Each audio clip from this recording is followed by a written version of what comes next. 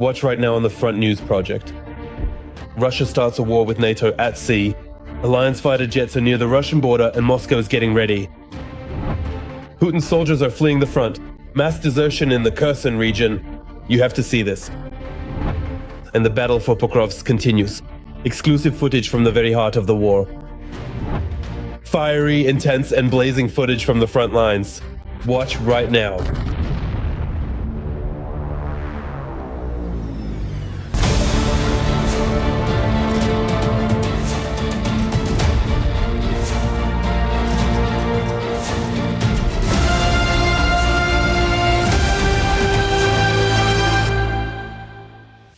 Hello, this is Sergei Malnev with you.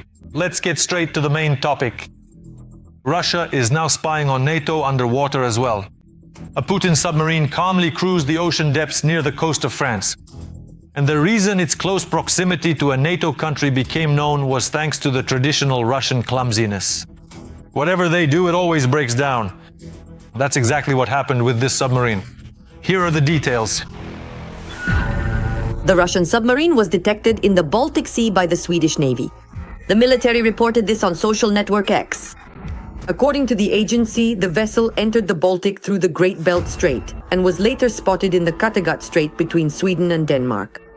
Air Force units and fighter jets escorted the submarine. The Swedes called this episode nothing more than a routine mission. The Navy did not disclose the name of the vessel. It is only known that we are talking about a multi-purpose diesel-electric submarine of the Kilo class, according to Nato classification. The same class includes the submarine Novorossiysk, with which the Russians recently embarrassed themselves before the whole world when it unexpectedly surfaced off the coast of France. By many characteristics, this is the best submarine not only in the Russian fleet, but in the world as a whole. Its engine operates more quietly than the sound of the sea outside, which means the vessel can remain undetected on NATO radar screens. The submarine itself is so well designed that it's no wonder I call it the black hole. In other words, detecting this submarine, I think, will be a major problem for any potential adversary. This is how, 10 years ago, Russian propaganda talked about the lead vessel of Russia's modernized submarine project. The Novorossiysk was built specifically for the Russian Black Sea Fleet. The media enthusiastically claimed that the vessel was capable of sinking an entire group of enemy ships.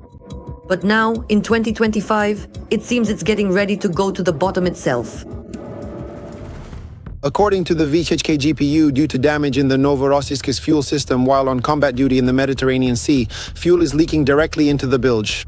There are no spare parts for repairs or qualified specialists on board the submarine. The crew is unable to fix the malfunction. Because of this serious accident, other problems have started to occur as well. The fuel accumulating in the bilge is an explosive hazard. The source believes that the crew has no other choice but to start opening the bilge right in the sea. In order, as they say, to solve the problem, there is no other option. They will have to pump this water diesel mixture overboard. Well, basically, yes, of course, if this starts happening, the planes will notice it, and there's no doubt that the submarine is being watched by aircraft. Anti-submarine aviation. The Mediterranean Sea in general is actually quite densely populated with military vessels from various countries. It will be easily noticeable by the large rainbow-colored slick. In fact, that's exactly what everyone is watching for right now. But it should be noted that the submarine is about 70 meters long. That's not all that much, not such a huge volume, although, of course, any environmental pollution is absolutely unwelcome. Now, hundreds of international experts are monitoring to ensure that the Russians don't trigger an environmental disaster. Meanwhile, the Russian Ministry of Defense is putting on a brave face, saying there's no emergency. Everything is going according to plan. At the same time, they neglect to clarify what exactly the vessel was doing in the Mediterranean Sea, given that the withdrawal of the last submarine was reported back in January. And are there any Novorossiysk caliber missiles on board, the kind the Russian army launches from such submarines?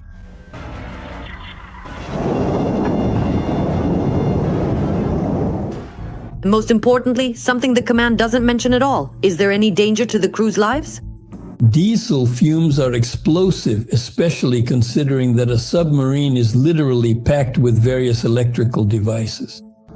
And at any moment, a spark could cause a fire and the destruction of the submarine and its crew. For me, the most important question today is, what exactly is the Russian Federation planning to save? Is it planning to save the hardware, or is it planning to save the people? From my point of view, in the event of such an accident, most of the crew should have been evacuated from the ship, from the submarine. Only those sailors who are able to fight for the vessel's survivability should have been left on board. And fighting for survivability, first and foremost, means that all of the individual compartments of the submarine must be securely sealed to prevent fuel from leaking throughout all of the submarine's compartments. For now, hardware remains the top priority for officials at the Russian Ministry of Defense. And it is obvious that the experience of the nuclear submarine Kursk, where 118 crew members died, has taught them nothing. The Novorossiysk did not request assistance, and under the watch of NATO anti-submarine aircraft is heading to the port of Kronstadt, where it is supposedly expected on October 21st. According to sources from a public channel close to law enforcement, during its watch there were 10 incidents on the submarine. If the Novorossiysk makes it to the base, the crew will be lucky and will be replaced by another. Whether the Russians will be able to revive the submarine?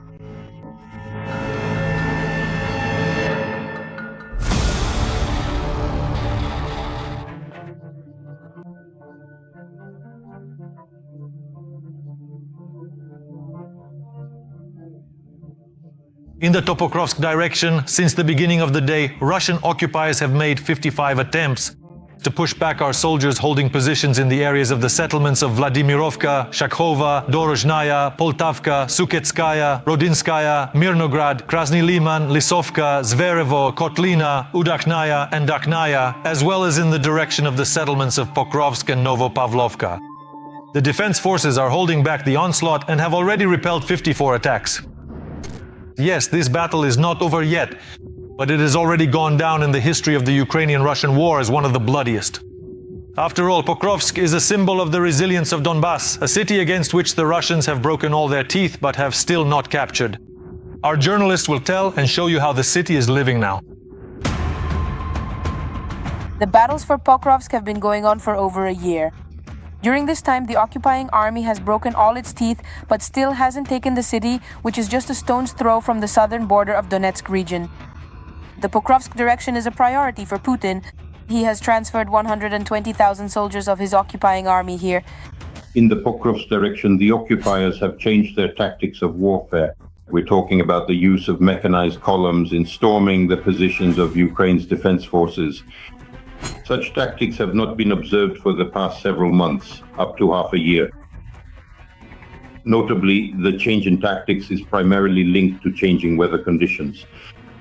In other words, the occupiers are counting on the rainy autumn weather to significantly reduce the activity of Ukrainian FPV drones.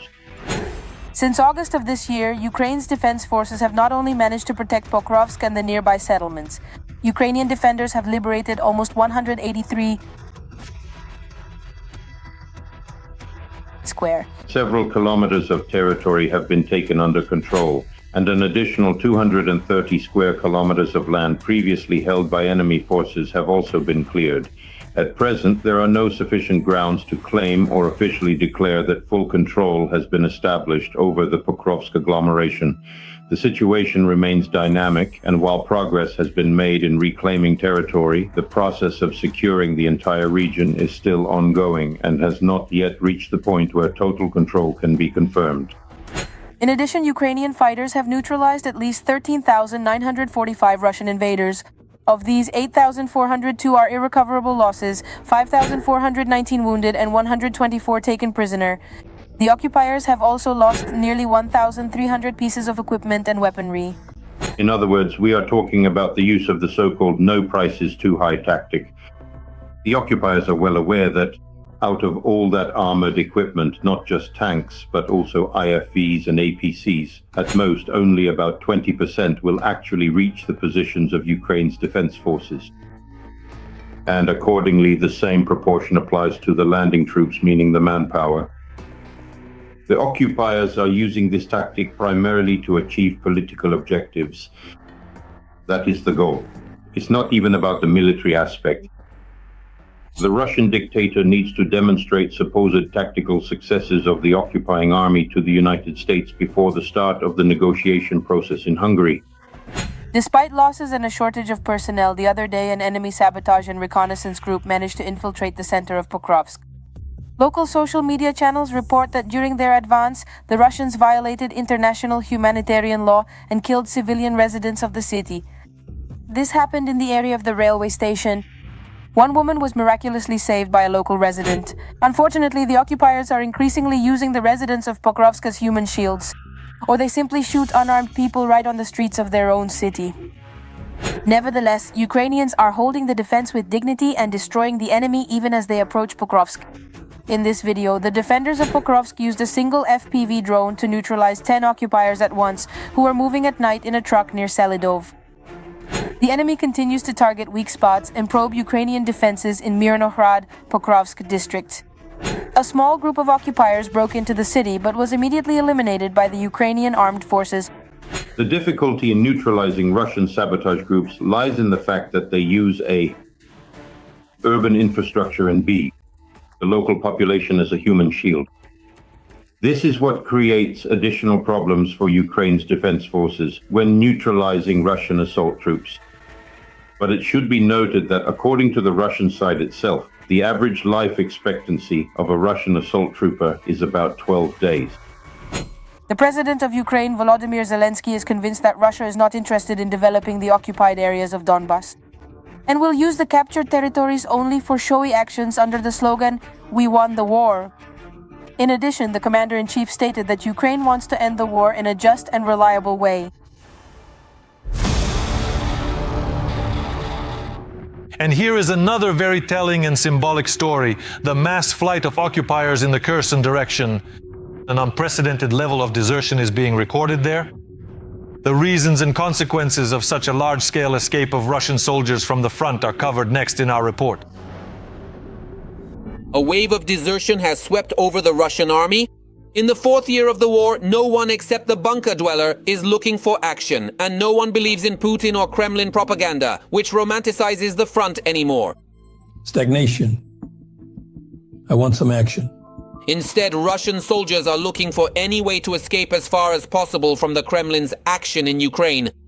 Thus, our partisans from the Atesh movement report a mass exodus of servicemen in the Kherson direction. Brutal treatment by commanders, senseless assaults, and the lack of rotation are forcing soldiers to abandon their positions. They decided to fix the situation in Putin's army in the typical Russian way. Instead of improving service conditions, they tightened control over the exhausted and half-starved contract soldiers. They set up reinforced checkpoints and patrols in the frontline areas. The military police are conducting thorough document checks and searches in pursuit of deserters. Agents from among the local residents report that deserters often seize residential houses, and if discovered, they use weapons. Moreover, Russian deserters have increasingly started taking hostages with them. Right now I am in a store with hostages. I am holding a live F1 grenade without the safety pin. I just want to be taken to the prosecutor's office. I will surrender to the prosecutor's office. The Russian soldier was driven to such a radical step by the conditions of service, the blatantly careless attitude of the command toward preserving the lives of personnel, and the ongoing abuse within the unit. I am Sergei Sergeyevich Konstantinov, a private in the 60th Separate Rifle Brigade, 9th Company, 3rd Battalion. I was forced to leave the front line, wounded, to leave on foot myself, because my commander threatened to tie me to a tree overnight so that the birds would kill me, or to shoot me, since I refused to carry out a combat mission while wounded. Punishment in the form of tying someone to a tree in the open is, in general, a favorite disciplinary tactic among Russians on the front line. Instead of eliminating their own contract soldiers themselves, the command simply puts the penal troops in a visible spot, where in just a few hours they are taken out by Ukrainian FPV drones. I am a serviceman of the 25th Combined Arms Army, 67th Division, 36th Regiment, Assault Detachment. We've been tied to a tree for 3 days now. Handcuffed, without food, without water, without anything, not even taken to the toilet, nowhere. That's how things are. Not everyone manages to survive even a single day in such conditions. Surviving even more sophisticated punishments in the Russian army is much harder, says another deserter named Sergei. The 34-year-old Russian still can't believe that he actually managed to escape from the front. We're going all in. That's it. Everything's at stake. My life, my freedom, literally. As long as the war goes on, I won't even be reset here. And all because the Russian electrician, mobilized into the army, refused to take up arms and go kill Ukrainians. My crime was simply that I didn't want to shoot at people, that's all. The military police arrived. I told them, just fuck off, basically, just go away, that's it. They took me to Zaitsevo and, well, they electrocuted me. It was a device for charging batteries where you can adjust the voltage and amperage, basically. They put one clamp like an alligator clip on my earlobe, the other on my finger, and then started basically. They wanted to. What? Why, for what? They didn't want anything. They just electrocuted me, poured cold water on me for an hour and a half, 2 hours without a hose. For no reason. Special effects procedures. But no matter how much Russian army soldiers are intimidated in basements, their own generals' desire to survive prevails. Especially since, in the case of desertion, the chances of survival are much higher than in yet another meat assault. Catastrophic losses at the front are another reason for the mass exodus from the front lines.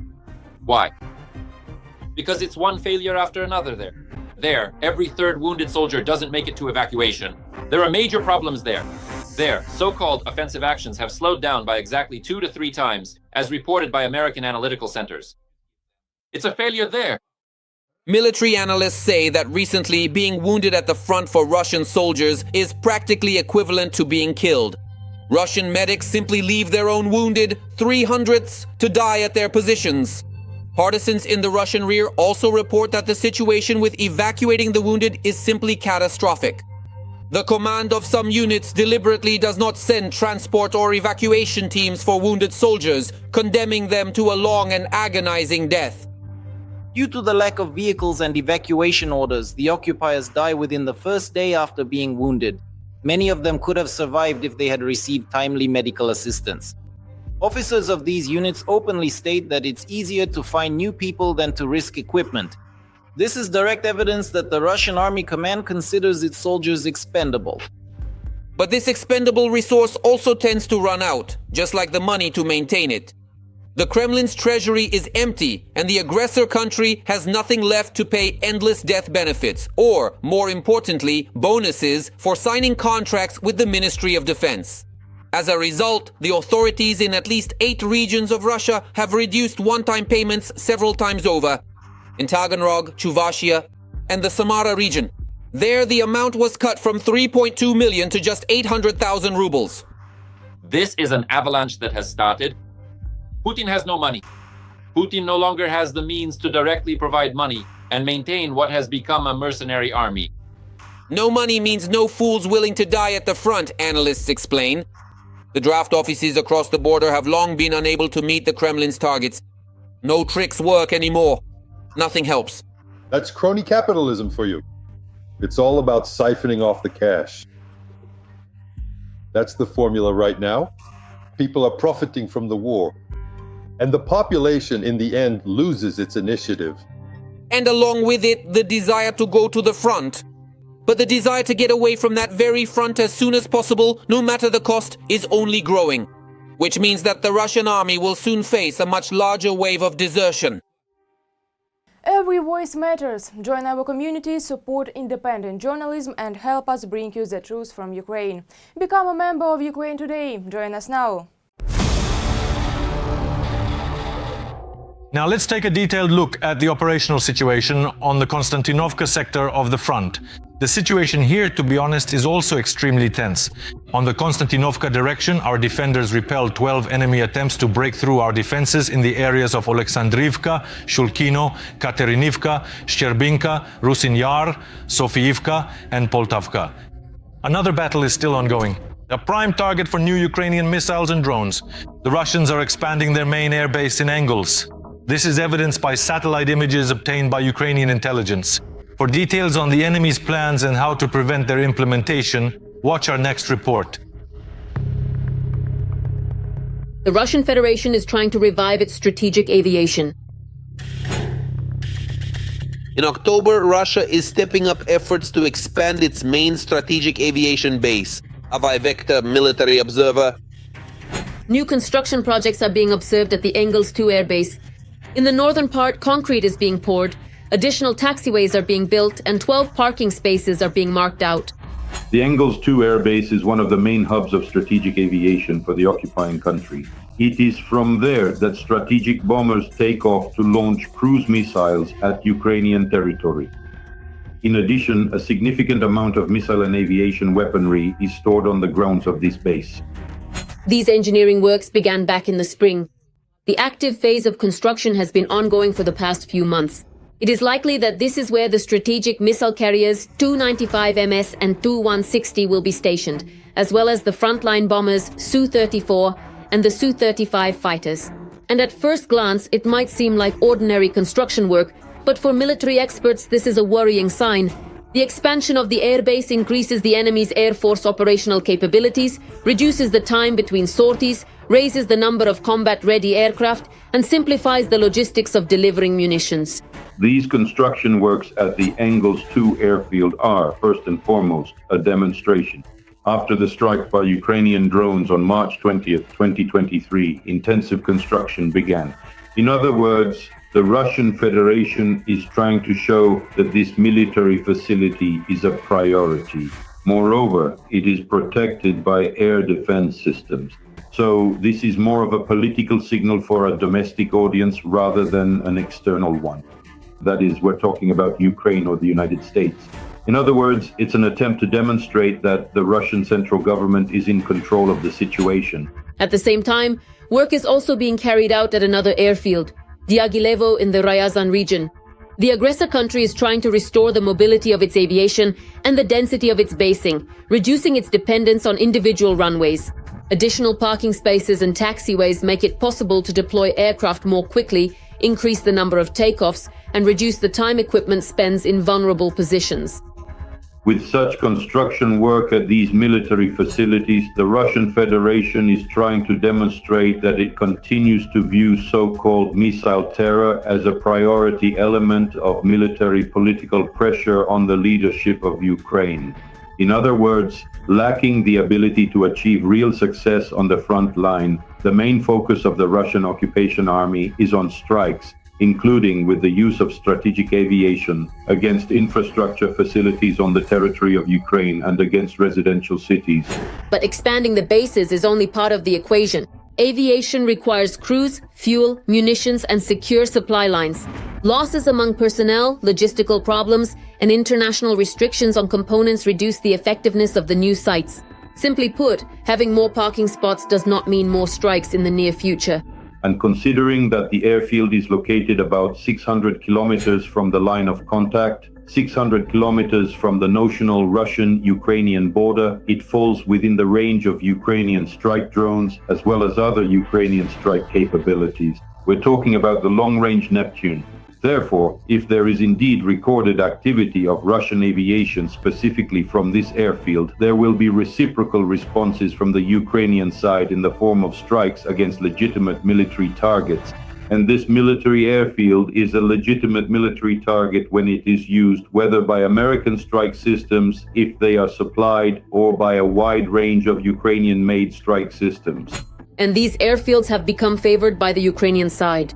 In particular, in March, the armed forces of Ukraine carried out one of the largest attacks on Engels 2.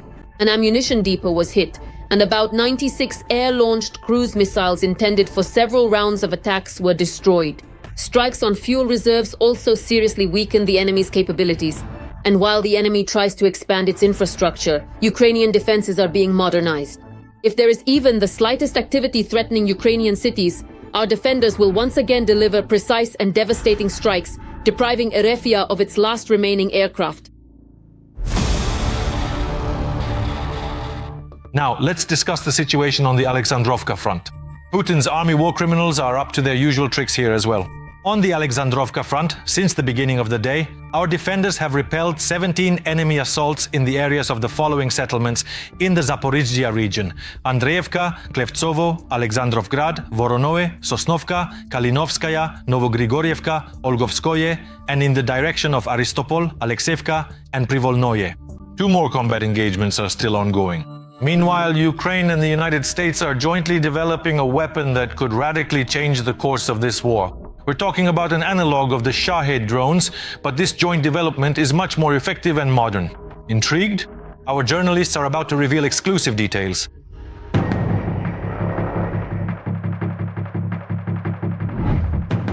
The Ukrainian Shahed has reached a new level. Now the drone is equipped with advanced Western guidance and control systems, and production will be established both in the US and in Europe. It will soon go into mass production in Ukraine, the United States of America, and Germany. This is being reported by the press. The American company Otelion, together with a Ukrainian partner, has successfully tested the long-range kamikaze drone Artemis LM-20. The drone is equipped with an artificial intelligence system, self-guidance, and can strike targets at distances of up to 1,600 kilometers. At the same time, the warhead weighs 45 kilograms, which is more than enough to destroy most enemy military targets, equipment, and hardware, our military adds. The key point here is that it uses artificial intelligence. And frankly speaking, the price is quite reasonable, to put it mildly. And if the tactical and technical specifications such as speed and flight altitude are met, and as I understand it they are, since these factors have already been studied and tested, then of course things will become a bit easier for us. It is also known that the main feature of Artemis is its navigation and targeting system based on the Skynode N onboard computer from the American company Otelion. As noted, it is this system that allows the drone to target and strike even when satellite navigation fails, ensuring high accuracy in the final stage of flight. The enemy's means are mostly used for jamming the GPS signal. So roughly speaking, this is what helps with more precise targeting. If we are talking, for example, about control channels, then yes, they do have some systems that, for instance, can limit the capabilities of piloted drone control channels. We're talking about a system that to a greater extent performs automatic flight thanks to, say, the onboard equipment it carries. That's why here we're saying that thanks to such capabilities, this system can bypass the enemy's electronic warfare and hit the target with minimal error. This is achieved through visual guidance, which is installed directly on this UAV. At the same time, the company's developers have already stated that the drone has undergone battlefield testing. This has already been appreciated by both the Ukrainian side and its production partners. This drone was created together with an unnamed Ukrainian company for security reasons, and it has already undergone full-scale testing, which, according to the company's statement, included ground launch, navigation with and without GPS, long-range transit, and ground activation. It is worth noting that the Artemis ALM-20 also has a nose camera, additional antennas, and apparently an electric engine, which experts point out is a rather unusual solution. This is done in order to achieve high results with smaller production scales by ensuring more precise targeting. After all, the camera at the final stage of the UAV's operation will allow it to strike almost without missing, including bypassing possible anti-drone defenses. First and foremost, they will be intended for and used to destroy those targets that affect the military power of the terrorist state and its ability to conduct combat operations in Ukraine. At the same time, joint production with the United States is far from the only international initiative of the Ukrainian defense industry. Most often, Western partners are willing to invest specifically in drones. Denmark became a pioneer in the field of joint defense production with Ukraine, being the first to invest initially in enterprises in Ukraine, and now has allocated more than 67 million euros to establish Ukrainian defense enterprises on Danish territory. Finland was also one of the first to embark on joint production with Ukraine. Back in November 2024, the Finnish defense consortium Suma Defense established a drone manufacturing enterprise in Finland in partnership with 4 Ukrainian companies. The United Kingdom has also focused on drones. A few months ago, Ukrainian President Volodymyr Zelensky and UK Prime Minister Keir Starmer announced plans to launch joint production on British soil. We are currently working out the details in decisions regarding joint weapons production with our partners. These are serious decisions with those who are providing the most assistance. Specific projects mean tangible benefits for our defense. In the future, there will also be production facilities localized in Ukraine, facilities that help protect our skies. I want to thank our partners for their interest in working with Ukraine and with our industry. At the same time, the EU has allocated 1.5 billion euros for a defense plan and cooperation with Ukraine, according to Bloomberg. The main goal of the program is to optimize the procurement and production of weapons, including joint efforts with Ukraine. So it seems that soon, the arsenal of the Ukrainian armed forces will be significantly bolstered by joint Ukrainian-Western developments. And now, let's move to the Orikhiv direction of the front. The enemy is becoming more ferocious here as well. In the Orikhiv direction, our defenders repelled 6 enemy attacks towards Plavny, Primorske, near Novoandriivka, Mala Tokmachka, Stepnohirsk and Stepne. 2 more combat clashes are still ongoing. France continues to provide Ukraine with large-scale military assistance, in particular by supplying weapons produced in 2025. In July, French Foreign Minister Jean-Noël Barrot met in Ukraine with representatives of many Ukrainian companies, which demonstrates both sides' readiness to accelerate cooperation and joint production of weapons and drones in Ukraine. More on the details of military cooperation between Kyiv and Paris next. France is an ally of Ukraine in the fight against the Russian invaders. The country manufactures drones and air defense systems for the needs of the armed forces of Ukraine. As Defense Minister Rustem Umerov emphasized, our country has combat experience while France has a powerful industry. Accordingly, this ensures a mutually beneficial partnership for both sides. There is no open data yet because what is known is cooperation on the Scalp missiles, for example, which are produced jointly in the British version, that's Storm Shadow, and the Caesar systems supplied by France. Is there any interest in Ukraine? Of course there is, because Ukraine not only has specific technologies that make it possible to wage next-generation warfare, but also the tactics of their use, experience, and millions of records, for example, artificial intelligence data that allow for effective use on the battlefield. Naturally, the French are very interested in this, just like any other country that cooperates with Ukraine. It was the French, together with the British, who came up with the idea of sending peacekeepers to Ukraine in order to provide our country with security guarantees. Foreign Minister Sikorsky stated clearly, what kind of security guarantees are you talking about? Security guarantees mean you must say if you are ready to shoot at Russians. If you are ready to shoot at Russians, you should be doing it already, because Russia has already attacked Ukraine. To be honest, since the beginning of the full-scale invasion, France did not immediately support Ukraine. In Bucha, they actually came together, along with Scholz and Draghi, to basically persuade Ukraine to surrender on Russia's terms. But when Zelensky took them to Bucha and showed them what had happened there, they realized that nothing could be done anymore. In the summer of 2025, the Ukrainian Minister of Defense announced the creation of a new international initiative for joint arms production on the territory of the countries participating in the Ukraine Defense Contact Group. We'll see how it will be implemented, and we'll see specific, I think information will emerge about joint arms production. Basically, Ukraine is now actively scaling up production in European Union countries. First and foremost, we're talking about Denmark, with which we have developed fruitful relations regarding investments in Ukrainian defense. The initiative provides for the establishment of licensed production of Ukrainian weapons in partner countries in order to meet the urgent needs of Ukraine's defense forces. In 2024, the French and Ukrainian sides signed an agreement to launch the production of ammunition under license from KNDS France Nexter. Thus, France is not only transferring old weaponry for Ukraine's defense, but has also established cooperation between its manufacturers and the Ukrainian armed forces for fundamental defense collaboration and the exchange of wartime experience.